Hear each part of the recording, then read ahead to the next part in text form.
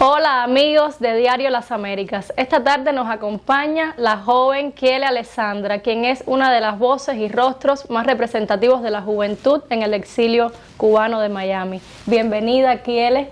Gracias. Sabemos que integras la Asamblea de la Resistencia, que es como una organización paraguas para una serie de organizaciones dentro y fuera de Cuba. ¿Cómo te integraste a la organización? Sí, bueno, primeramente mi mamá y mi abuela eran parte de las asambleas en sus propias organizaciones. Por ejemplo, mi abuela era parte de las plantas eléctricas. Históricamente eran los sindicalistas que fueron elegidos democráticamente dentro de Cuba antes de la revolución, y al inicio, como muchos, apoyaron a Fidel, pero cuando Fidel se reveló en ser un comunista y no dar elecciones libres y multipartidistas, ella decidió ir en contra de ese sistema, ¿verdad? Entonces formaron las plantas eléctricas y conspiraron en contra de Fidel adentro y también afuera de Cuba. Afuera de Cuba, todo de una manera diplomática y pacífica, ¿verdad?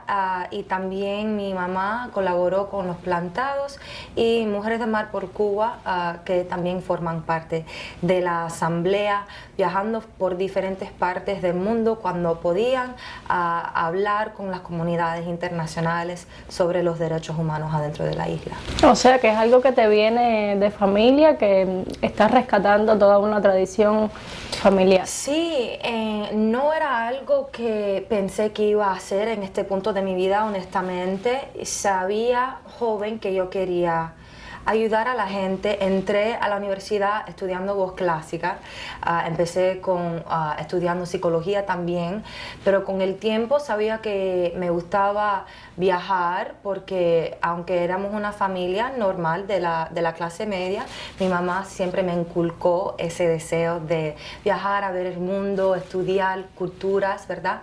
Entonces quería hacer eso, entonces me cambié a Relaciones Internacionales y me apliqué para eso, estudié economía, pero no sabía que yo iba a aplicar eso a Cuba.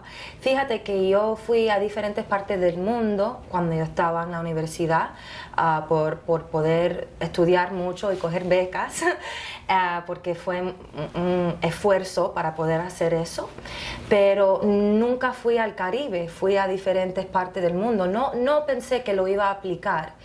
Pero después del 11 de julio y después de que vi que estaba impactando tanto las cosas que están pasando adentro de Cuba todavía con este régimen por tantos años, me apasioné por el tema, empecé a conectarme otra vez con la comunidad, personas que no me habían visto desde que yo era niña con mi mamá y mi abuela.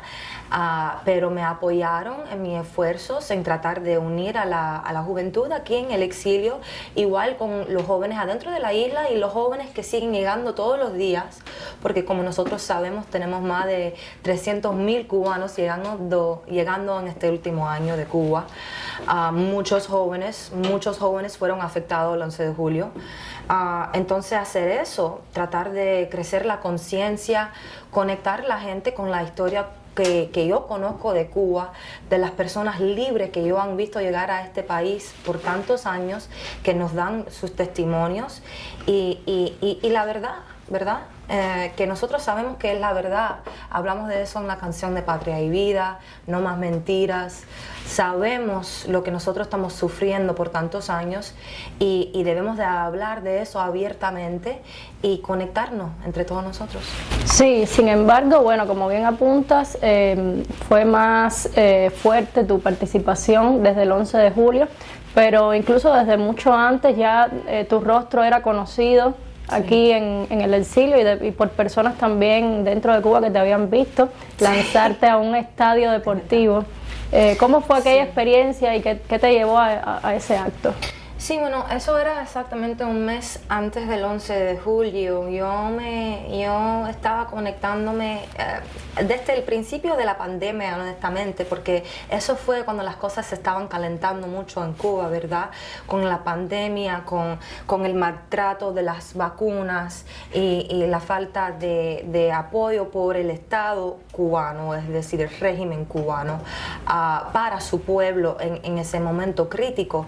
Entonces yo me estaba conectando en ese momento con Movimiento San Isidro, viendo lo que ellos estaban sufriendo adentro de Cuba, los protestantes de obispo, los diferentes jóvenes en ese momento, y eso me motivó, me dio inspiración, y después vino el juego de pelota de Cuba contra Venezuela, el preolímpico en junio de 2021, y había hablado con mi abuela porque mi abuela me había dicho una historia por muchos años, una anécdota pequeña, donde durante el tiempo de Batista, porque mi abuela era en contra de Batista también, en contra de tiranía siempre, y ella tenía una amiga que tenía unos hermanos que se lanzaron en el campo de pelota en el juego de La Habana contra Armendáriz en ese tiempo de Batista, y ella vio a estos jóvenes que los oficiales le dieron palizas, que los abusaron, que lo metieron en la cárcel, y ese abuso, ¿verdad? Y ella habló en contra de ese momento y el coraje de esos jóvenes en esos momentos para lanzarse. También el instante de 1999 con el juego con Orioles, sabía de ese instante. Entonces yo sentía que esta era una oportunidad, ¿verdad? Esto ya había algo que había pasado en la historia. Tú tienes que aprender tu historia correctamente para poder saber cómo aplicar las lecciones del pasado en el presente. Entonces eso era lo que yo estaba tratando de hacer con mi conocimiento de la historia, y hacer algo pacífico, algo no violento, porque yo no entré a ese campo con ninguna intención de violencia, solamente protegiéndome a mí.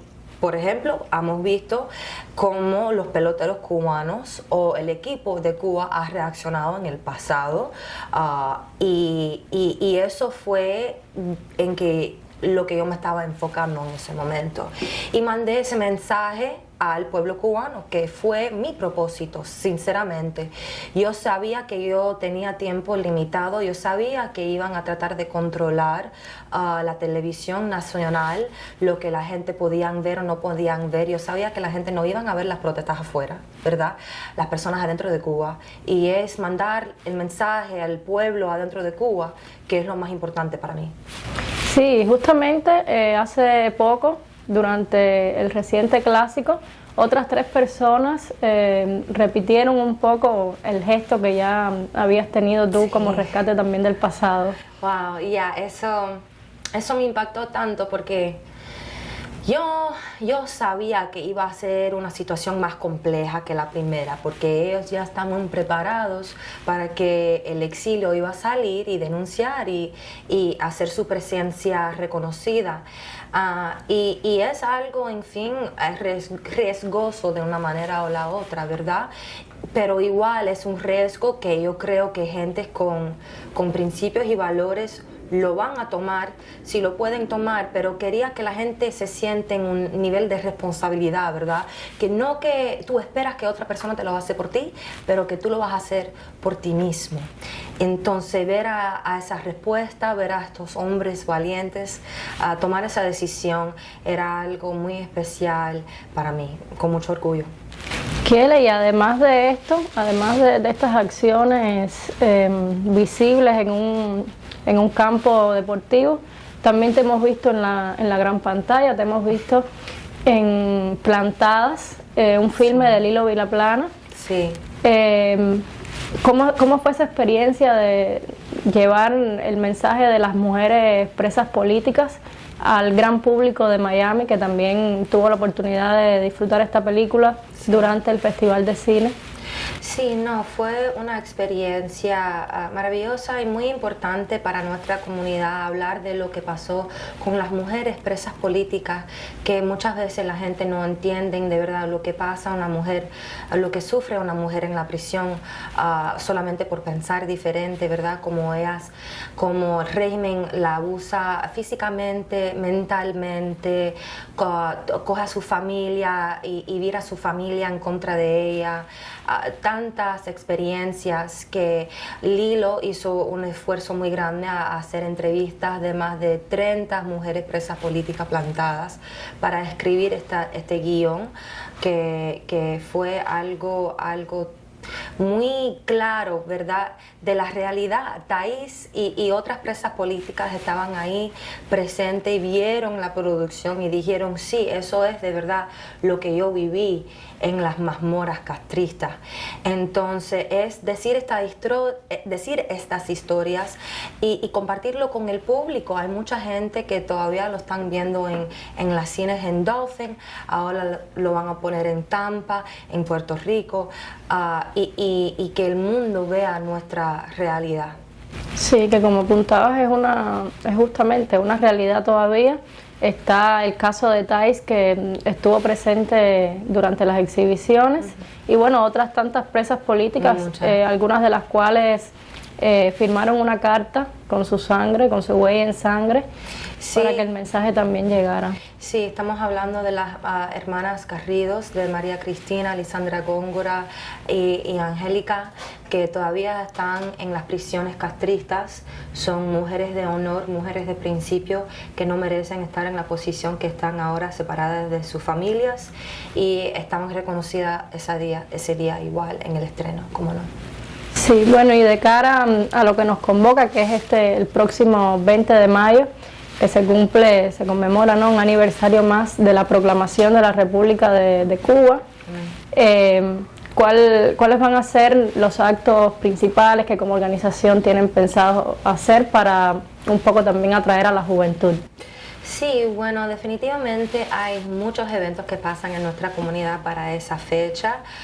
Tenemos memoriales, eventos en la Pequeña Habana con la asamblea que va a unir a la comunidad de los presos políticos con los activistas de la nueva generación. También yo sé que vamos a tener conciertos, diferentes conciertos de los artistas locales, contestatarios del underground, ¿verdad? Vamos a hablar del underground, que es una comunidad tan viva ahora más que nunca, artistas que están usando su voz, ¿verdad? Como vamos a decir hasta ahora la diosa, ¿verdad?, que llegó recientemente. Tenemos al Funky, a Michael, que aunque Michael está en la prisión, su voz está muy presente ahora, y vamos a seguir denunciando, porque mientras que ese régimen está ahí, los problemas van a seguir creciendo y aumentando, y nosotros tenemos nuestro papel en denunciar.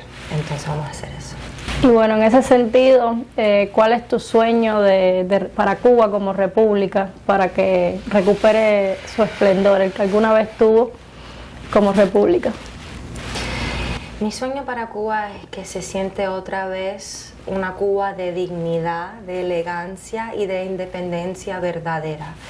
Que los cubanos no sienten que ellos tienen que venderse a un turista o a otro país, cualquier país, para poder sobrevivir, o escapar a otro país para poder mandar algo para atrás a tu familia, que tu familia adentro tiene que sobrevivir de los de afuera, porque el ser humano está hecho para ser autónomo y para hacer su familia independiente con la bendición de Dios que le dio su conciencia y libertad. Entonces, el sistema comunista íntegramente va en contra de esos principios, y eso porque estamos donde estamos ahora. Pero el cubano quiere ser independiente y quiere ser libre. Entonces, eso es sinceramente mi sueño para Cuba. Yo nunca he podido ir a Cuba.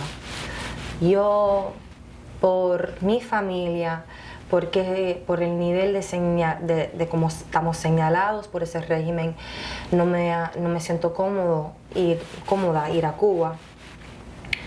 Pero yo hago este trabajo no porque yo quisiera ir a Cuba un día. Hasta mira, yo puedo morirme y no ver a Cuba, pero yo quiero saber que la gente adentro de Cuba ya están bien y que se pueden expresar, que pueden trabajar por ellos mismos, que tienen fe, que tienen esperanza, que pueden unirse otra vez con su familia, que no tienen que ser un objeto del régimen más. Y con saber eso, ya yo estoy en paz y estoy bien. Ver una república libre de verdad es porque yo hago esto. Y eso es mi sueño. Muchas gracias.